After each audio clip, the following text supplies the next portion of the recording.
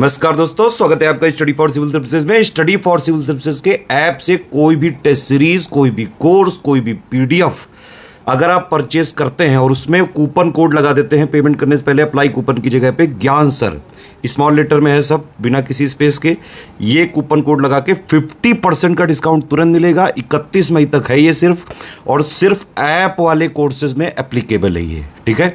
तो study for civil service में कई सारी टेस्ट सीरीज हैं, यूकेपीएससी है, बीपीएससी है, यूपीपीसीएस है, आरओ है, बीईओ वाली है ना।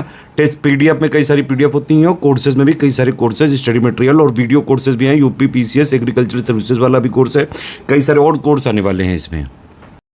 दिसंबर मंथ 2023 का करंट अफेयर उत्तराखंड का बाइलिंगुअल फॉर्मेट में हम लोग डिस्कस करेंगे। यूकेपीएससी अपर प्रीलिम्स एग्जाम जो 14 जुलाई को है, उसके लिए जितने भी दिन शेष है, आप यूकेपीएससी के स्टडी फॉर सिविल सर्विसेज के पेड ग्रुप से जुड़ करके आप तैयारी कर सकते हैं। लास्ट जो आपके पास 45-50 दिवस जो बच रहे हैं, उसमें का अच्छा अटेम्प्ट दे सकते हैं। स्टडी फॉर सिविल सर्विसेज के सिलेक्शन मटेरियल को पढ़ करके आप चाहें तो ओनली उत्तराखंड का मटेरियल ले सकते हैं। Paid quiz test series study for civil services की आप जरूर यहाँ पे ज्वाइन कर लीजिएगा, और पूरा अपना रिवीजन पूरे सिलेबस का कर सकते हैं। पूरे सिलेबस को 3 आयामों में इसमें हमने खत्म किया, पहले तो सिलेक्शन मटेरियल में, फिर पेड क्विज में पूरे सिलेबस के most expected important facts cover करा दिए गए हैं, और टेस्ट सीरीज भी हमारी इन्फॉर्मेशन डेंस टेस्ट सीरीज है। सिलेबस के जो मोस्ट इंपॉर्टेंट पॉइंट्स और फैक्ट्स हो सकते हैं उनको टेस्ट सीरीज में लाया गया है। तो अगर एक मंथ आपके पास अभी से बच रहा है तो स्टडी फॉर सिविल सर्विसेज का पेड क्विज और टेस्ट सीरीज जरूर ज्वाइन कर लीजिएगा, और इससे आप एक अच्छा अटेम्प्ट दे सकते हैं यूकेपीएससी अपर प्रीलिम्स 2024 का। एग्रीमेंट सेक्शन पे आ जाएंगे हम लोग। उत्तराखंड सरकार एशियन डेवलपमेंट बैंक के बीच समझौता हुआ है। एशियन डेवलपमेंट बैंक ने उत्तराखंड में विद्युत व्यवस्था और पावर ट्रांसमिशन नेटवर्क को सुदृढ़ करने के लिए $200 मिलियन का यानी करीब 1660 करोड़ रुपए का ऋण स्वीकृत करने की मंजूरी सरकार को प्रदान की। ठीक है, एशियन डेवलपमेंट बैंक का हेडक्वार्टर कहाँ पर है, ये चीज़ भी आपके सिलेबस में है, आपने देखा होगा। इंटरनेशनल ऑर्गेनाइजेशन के बारे में आपको डिटेल में पढ़ना है। इसका हेडक्वार्टर मनीला में है, फिलीपींस में, Manila Philippines.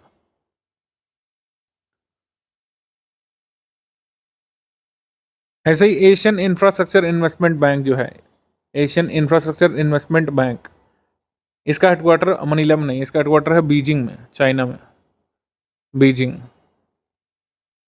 Awards and honours यहाँ पर देखेंगे हम लोग। International life time achievement award doctor JN Nautiyal को मिला है तथागत इंटरनेशनल इंस्टीट्यूट की तरफ से।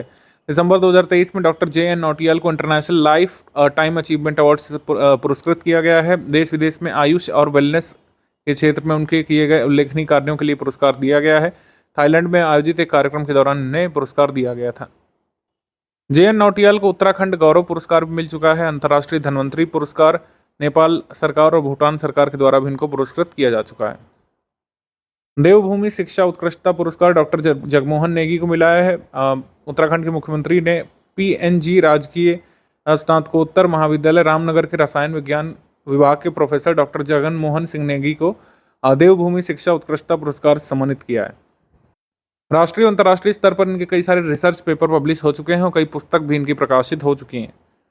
साहसिक पर्यटन में सर्वश्रेष्ठ पुरस्कार, best award in adventure tourism, adventure tour operators association of India की तरफ से उत्तराखंड को एडवेंचर टूरिज्म की श्रेणी में बेस्ट स्टेट का पुरस्कार मिला। सर्वश्रेष्ठ राज्य की श्रेणी में पुरस्कार मिला है। उत्तराखंड में टिहरी लेक में पहली बार पैराग्लाइडिंग एक्रो फेस्टिवल का आयोजन किया गया था। 26 देशों के 54 पायलटों ने इसमें भाग लिया था।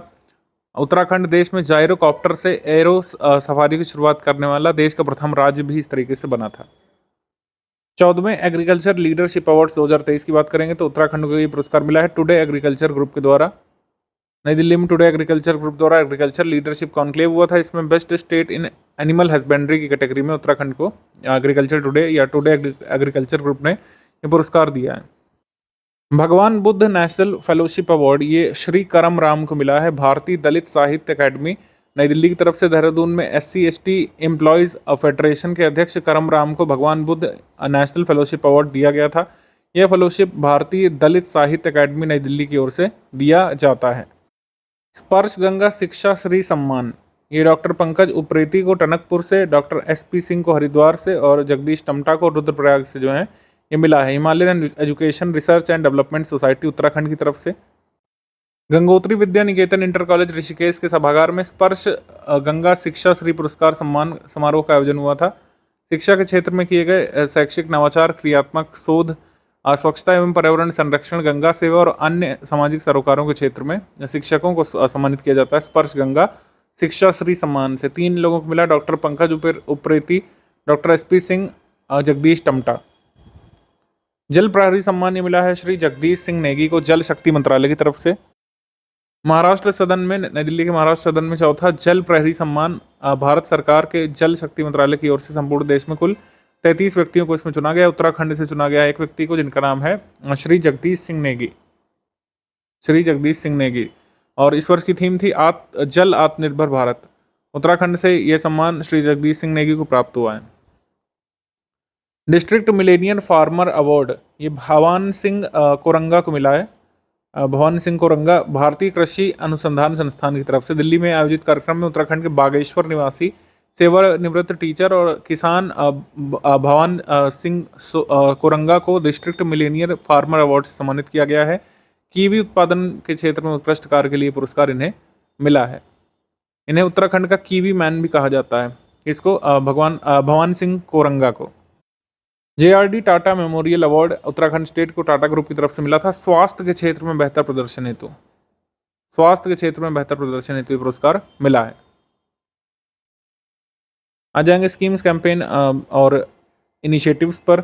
उत्तराखंड निजी हेलीपैड योजना, प्राइवेट हेलीपैड स्कीम ये उत्तराखंड सरकार ने शुरू की है। कनेक्टिविटी बढ़ाने के लिए, एयर कनेक्टिविटी बढ़ाने के लिए प्रथम उत्तराखंड हेलीपैड योजना शुरू की है। इसमें हेलीपैड बनाने के लिए भूमि प्रदान करने के लिए भूस्वामी के पास 2 विकल्प होंगे। भूस्वामी जमीन को 15 वर्ष के लिए पट्टे पर दे सकता है नागरिक उड्डयन विकास प्राधिकरण को, और उसको 100 रुपये प्रति वर्ग मीटर के हिसाब से मासिक किराया प्राप्त होगा, या फिर भूस्वामी स्वयं भी हेलीपैड और हेलीपोर्ट का विकास कर सकता है और सरकार की ओर से कुल पूंजीगत व्यय पर 50% की सब्सिडी दी जाएगी। मतलब खुद भी हेलीपैड लोग यहाँ पर बना सकते हैं अपना निजी, और सरकार को दे सकते हैं, या फिर अपनी भूमि दे सकते हैं जिसका किराया उन्हें मिलेगा। इसके बाद हम आ जाएंगे ईंधन सखी योजना पर। ईंधन सखी योजना उत्तराखंड सरकार ने शुरू की थी। दिसंबर 2023 में उत्तराखंड सरकार ने सुदूर पहाड़ी क्षेत्रों में रहने वाले लोगों को रसोई गैस सिलेंडर की रिफिल की समस्या समाधान करने के लिए ईंधन सखी योजना शुरू की थी। 4 जिलों में पायलट तौर पर इसको शुरू किया गया था। सरकार ने HP कंपनीज करार किया, हिंदुस्तान पेट्रोलियम। इसमें जो है मिनी गैस एजेंसी एक तरीके से संचालित करेगी और स्वयं सहायता की समूह की महिलाएं संचालित करेंगी, जिससे सुदूर ग्रामीण क्षेत्रों तक भी गैस रिफिल पहुंचाई जा सके। आपको पता है कि उत्तराखंड की ज्योग्राफी ऐसी है रिवर्स माउंटेन्स की वजह से कि कनेक्टिविटी की बहुत समस्या है। तो आप देखेंगे ज़्यादातर स्कीम कनेक्टिविटी बढ़ाने पर केंद्रित हैं। ये दोनों ही स्कीम आप देखेंगे दिसंबर में, चाहे निजी हेलीपैड योजना हो, चाहे ये ईंधन सखी योजना हो, तो सुदूर इलाकों तक सुविधा प्रदान करने से संबंधित है। तो सेल्फ हेल्प ग्रुप्स जो छोटे छोटे गाँवों से जुड़े रहते हैं मिनी गैस एजेंसी का काम करेंगे एक तरीके से, और रिफिल सिलेंडर उपलब्ध कराएंगे गांव की महिलाओं को।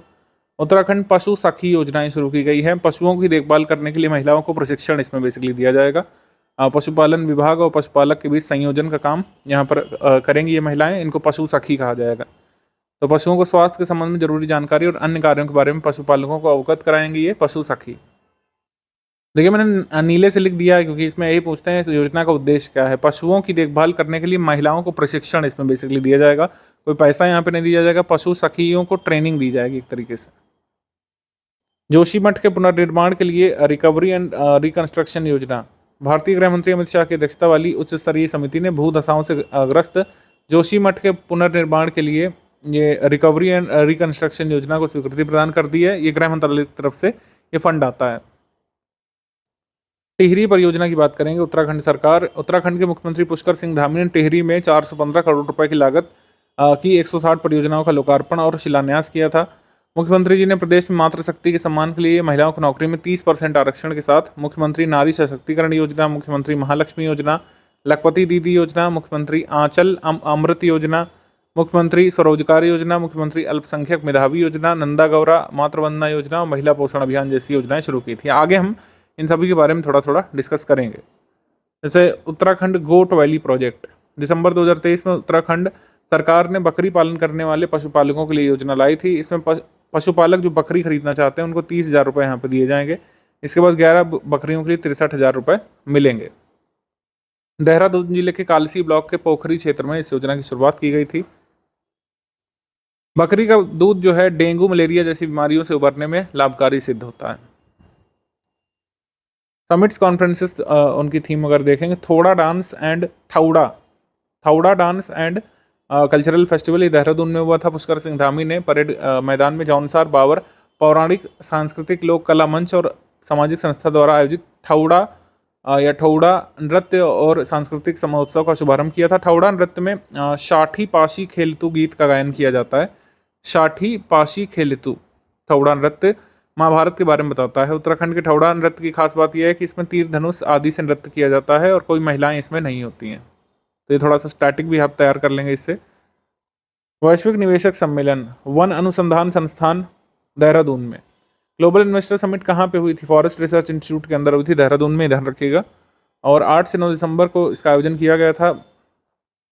अब 2 दिवसीय समिट हुई थी। इसकी थीम पीस टू प्रॉस्पेरिटी है। इसका उद्देश्य निवेश का केंद्र के रूप में उत्तराखंड को विकसित करना। इस अवसर पर प्रधानमंत्री जी ने राज्य की महिला स्वयं सहायता समूहों के हाउस ऑफ हिमालयन ब्रांड का शुभारंभ किया था। मेड इन इंडिया की तर्ज पर वेड इन इंडिया अभियान का शुभारंभ भी यहाँ से किया गया है। ग्लोबल इन्वेस्टर समिट उत्तराखंड का ये ब्रोशर था, आप इसको देख सकते हैं। डेस्टिनेशन उत्तराखंड यहाँ पे लिखा हुआ है, थीम नीचे लिखी हुई है पीस टू प्रॉस्पेरिटी यहाँ पे, और आयोजन स्थल ये लिखा हुआ है forest research institute Dehradun. Uttarakhand के बारे में कुछ हाइलाइट्स यहाँ पे बताई गई थी। 70% यहाँ पे वर्किंग एज पॉपुलेशन है, 22% लेसर क्राइम है यहाँ पर एवरेज अगर इंडिया का निकाला जाए। और जो उत्तराखंड स्टेट है ये फर्स्ट आता है पीस, जस्टिस और स्ट्रॉन्ग इंस्टीट्यूशंस में, नीति आयोग के SDG रैंकिंग में, ये उन्होंने हाईलाइट किया। और एबंडेंस ऑफ नेचुरल रिसोर्सेज ये हाईलाइट किया। और बाकी कुछ रैंकिंग्स अलग से, जैसे लीड्स गवर्नमेंट ऑफ इंडिया की लॉजिस्टिक्स रैंकिंग में ये अचीवर की श्रेणी में आता है। अचीवर की श्रेणी में आता है ईज ऑफ डूइंग बिजनेस के इंडेक्स में, BRAP की रैंकिंग में। और लीडर की श्रेणी में आता है 4 इंडस्ट्रियल पार्क्स हैं यहाँ पर। लीडर की श्रेणी में आता है स्टार्टअप रैंकिंग में। अचीवर की श्रेणी में आता है हिमालयन स्टेट्स में से। एक्सपोर्ट प्रिपेयर्डनेस इंडेक्स 2022 में, एक्सपोर्ट प्रिपेयर्डनेस इंडेक्स 2022 में 9वें स्थान पर आ गया है। 2021 में 13वें स्थान पर था उत्तराखंड, ये यहाँ पे बताया गया है।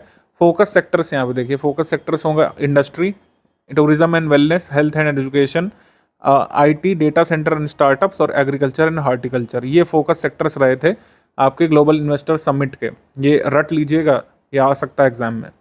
दिसंबर 2023 में उत्तराखंड राज्य का तीसरा डॉपलर वेदर रडार कहाँ पर स्थापित किया जा रहा था? तो ये लगाया जा रहा है लैंसडाउन में, ऑप्शन नंबर A यहाँ पर सही है। लैंसडाउन में डॉपलर वेदर रडार स्थापित किया जाएगा। 2 x band Doppler radar palace कहाँ पर है? मसूरी के पास, मुक्तेश्वर और सुरकंडा में, ठीक है। लैंसडाउन का नाम बदल करके कहाँ क्या रखा जा रहा है? जसवंतगढ़। अभी ऑफिशियली रखा नहीं गया है। उत्तराखंड के किस जिले में उत्तराखंड राज्य औद्योगिक विकास निगम लिमिटेड सिडकुल द्वारा एक प्लास्टिक पार्क बनाया जा रहा है? ये ऊधम सिंह नगर के सितारगंज में बनाया जा रहा है प्लास्टिक पार्क।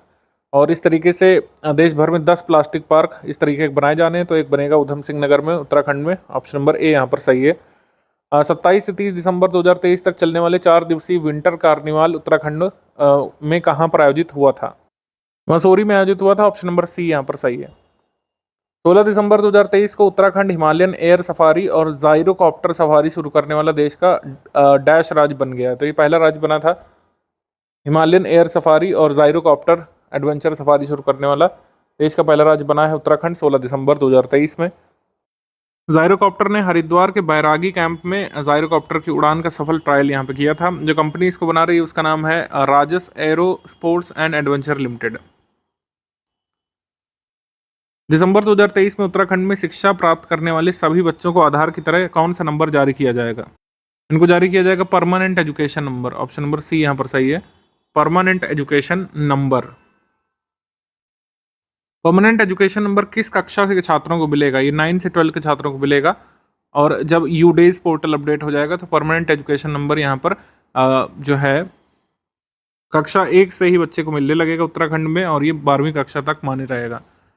दिसंबर 2023 में भारत नेट के अंतर्गत उत्तराखंड के कुल कितने ग्राम पंचायतों को शीघ्र ही प्रधानमंत्री कार्यालय से सीधे कनेक्ट किया जाएगा?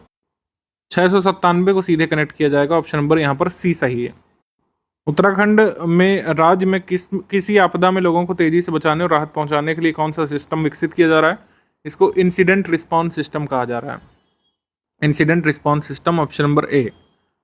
कुछ माह पूर्व ही सिलक्यारा सुरंग हादसे तथा जोशीमठ भू धसाव जैसी आपदा को संज्ञान में लेकर ये निर्णय लिया गया कि इंसिडेंट रिस्पांस सिस्टम यहाँ पर विकसित किया जाएगा। अगला सवाल है कि दिसंबर 2023 में उत्तराखंड में प्रदेश की प्रथम वाइन फैक्ट्री चंपावत जिले के किस स्थान पर विकसित की जा रही है? तो ये बनाई जाएगी सिन्याड़ी में, सिन्याड़ी, ऑप्शन नंबर ए। दिसंबर 2023 में उत्तराखंड की खेल मंत्री रेखा आर्य ने प्रदेश में कहां पर पहला बालिका स्पोर्ट्स कॉलेज स्थापित किए जाने की घोषणा की है? तो पहला बालिका स्पोर्ट्स कॉलेज खोला जाएगा लोहाघाट में, चंपावत में, ऑप्शन नंबर ए यहाँ पर सही है, लोहाघाट, चंपावत।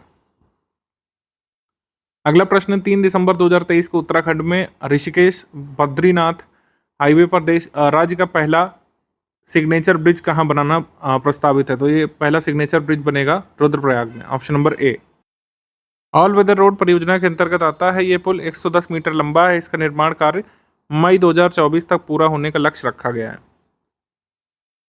दिसंबर 2023 में divine trails spiritual treasures of Uttarakhand नामक फिल्म ने सर्वश्रेष्ठ वृत्त चित्र कार्यक्रम की श्रेणी में प्रतिष्ठित एशियन अकेडमी क्रिएटिव अवार्ड जीता था।